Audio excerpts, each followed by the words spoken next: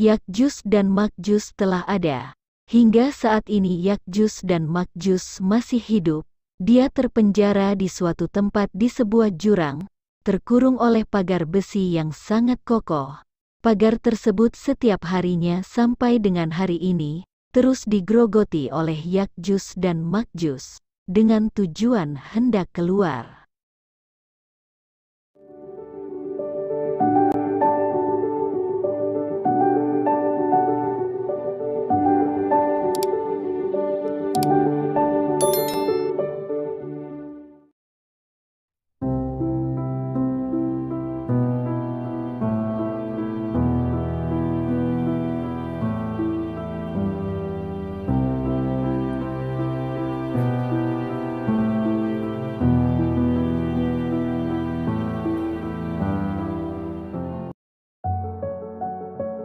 Setelah Nabi Isa mendapat perintah dari Allah melalui malaikat Jibril untuk mengungsi ke Gunung Tur, maka tidak beberapa lama, muncullah Yakjus dan Makjus dari sarangnya. Yakjus dan Makjus juga termasuk bangsa manusia. Mereka berasal dari keturunan Sanaf bin Yafis bin Nabi Nuh alaihi salam. Adapun bentuk perawakannya ada 3 macam.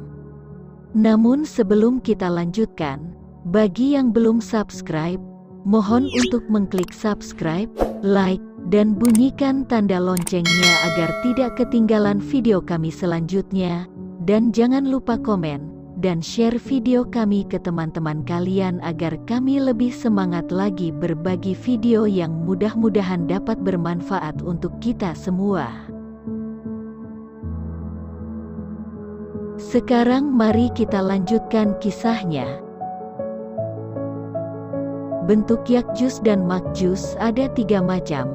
Yang pertama, ada yang bentuknya seperti lebah atau tawon, perawakan besar dan tingginya 120 hasta atau 5,4 meter. Yang kedua, ada yang telinganya berbentuk persegi 4 dan sangat lebar. Jika tidur telinga yang satu digunakan sebagai selimut dan yang satu lagi digunakan sebagai alas tidur. Yang ketiga, ada yang kecil dan kerdil. Tingginya kurang lebih hanya 1 jengkal. Dalam riwayat dari Alif bin Abi Tholib radhiyallahu an, diceritakan bahwa sebagian Yakjus Makjus tersebut panjangnya 1 jengkal. Mereka mempunyai kuku yang panjang dan tajam, dan bisa berganti-ganti seperti halnya binatang buas yang dapat menerkam mangsanya, serta dapat mengaum layaknya harimau.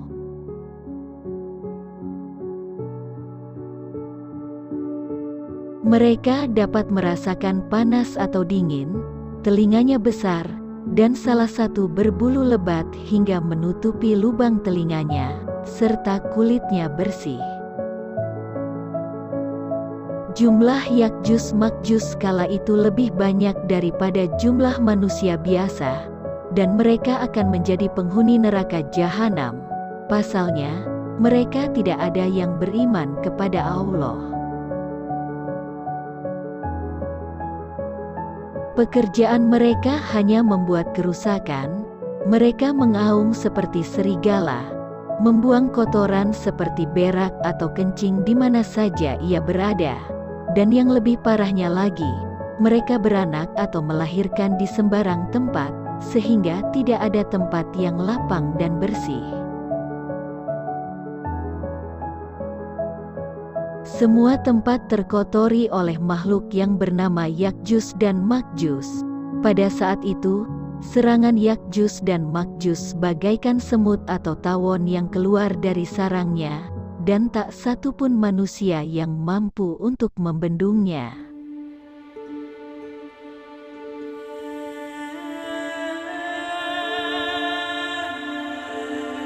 Yakjus Makjus tidak akan mati sebelum mempunyai keturunan paling sedikit 1000 keturunan. Jika di antara mereka ada yang mati, bangkainya tidak dikubur, melainkan menjadi santapan lezat oleh teman-temannya sendiri. hewan-hewan dan juga binatang ternak seperti ayam, bebek, entok, dan semua binatang melata seperti katak, bekicot, ular, dan sebagainya, menjadi musnah, sebab dimakan mentah-mentah oleh Yakjus dan Makjus. Air sungai Sehan, sungai Jaihun, dan telaga Tabariyah menjadi habis dan kering karena diminum oleh Yakjus dan Makjus. Kala itu, manusia pun banyak yang mati. Pasalnya, serangan Yakjus dan Makjus yang begitu banyaknya membuat manusia banyak yang mati, dikatakan oleh para mufasir, sebagaimana yang telah dikatakan oleh Imam At-Salabi, yang ditulis oleh Muhammad bin Ahmad bin Ilyas Al-Hanafi dalam kitab Badais Zuhur fi Waqa'id Duhur.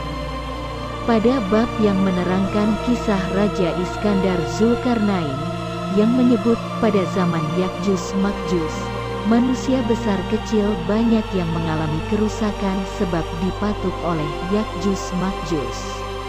Alhasil, susah payah manusia pada waktu itu tidak bisa diukur sama sekali, sebab pekerjaan Yakjus Makjus itu sifatnya tidak hanya menyesatkan, tapi juga merusak segala sesuatu yang ditemuinya tanpa pandang bulu. Tanaman dan pepohonan yang jadi sumber penghidupan manusia banyak yang tumbang dan mati, sebab dirusak oleh Yakjus Makjus yang banyak sekali jumlahnya. Bumi menjadi luluh lantah, sebab diobrak-abrik oleh Yakjus dan Makjus, kecuali di 4 wilayah ini yang mereka tak sanggup untuk memasukinya. Wilayah tersebut adalah kota Mekah, Madinah, Baitul Maqdis, dan Gunung Tur. Keempat wilayah tersebut tidak bisa dimasuki oleh Yakjus dan Makjus. Pasalnya, wilayah tersebut dijaga oleh para malaikat. Yakjus Makjus telah ada sejak zaman Raja Iskandar Zulkarnain, pada zaman Nabi Ibrahim alaihi salam. Hingga saat ini Yakjus dan Makjus masih hidup. Dia terpenjara di suatu tempat di dalam jurang, dan jurang tersebut diapit oleh 2 gunung, yaitu Gunung Amlas dan Gunung Munkoti. Gunung Amlas tersebut adalah gunung yang tidak bisa dilewati oleh manusia sebab sangat licin, sedangkan Gunung Munkoti, yakni gunung yang di belakangnya, tidak ada apa-apa lagi selain lautan.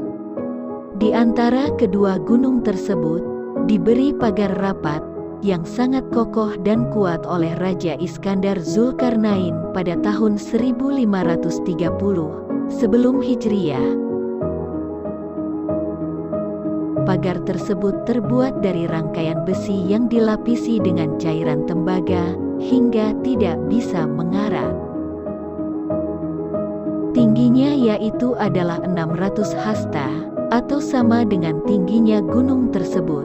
Pagar tersebut setiap harinya sampai dengan hari ini, terus digerogoti oleh Yakjus dan Makjus, dengan tujuan mereka bisa keluar. Akan tetapi pagar tersebut tidak akan bisa jebol, sampai dengan tiba waktunya Nabi Isa alaihi salam kelak turun ke dunia. Siapakah kelak yang bisa mengalahkan Yakjus dan Makjus itu? Nantikan kisah selanjutnya, yaitu hancurnya kelompok Yakjus dan Makjus, hanya di AG Channel. Terima kasih.